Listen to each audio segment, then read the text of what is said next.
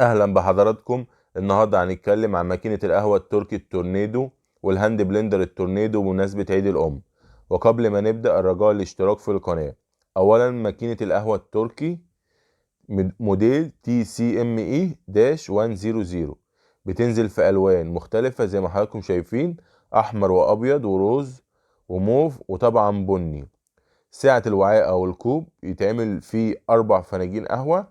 نوع القهوة بودرة، طبعا بتكون قهوة تركي. بنحط البن والمية والسكر وبنضغط على الزر على الماكينة، وخلال 3 دقايق بتكون القهوة اتحضرت. الماكينة بتفصل اوتوماتيك لما بتخلص، وبتدي انذار صوتي ومرئي عند الانتهاء.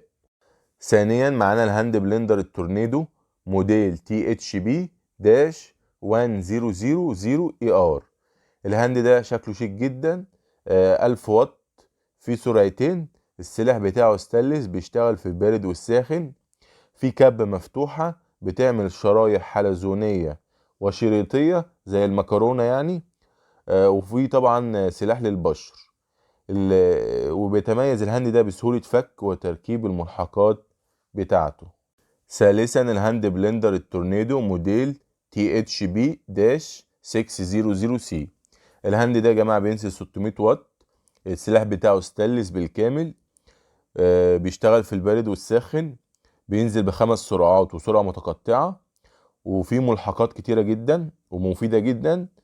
أولا في زجاجة للرحلات، في مضرب بيض، في هراسة بطاطس، في كبة 500 ملي. الزجاجة سابق الإشارة إليها ممكن نضرب فيها عصير بشكل مباشر، يعني احنا بنحط فيها القطع الفاكهة مثلا، وبنحط القطاعة ديت، وبعد كده بنشيل القطاعة وممكن نحط الغطا ده بشكل مباشر على الزجاجة، وبنستخدمها بشكل مباشر ان احنا ممكن نشرب منها. وطبعا بالاضافة ان في طبعا كأس بلاستيك 700 ملي. وبكده نكون خلصنا النهاردة. ما تنسوش الاشتراك في القناة. شكرا للمشاهدة، الى اللقاء.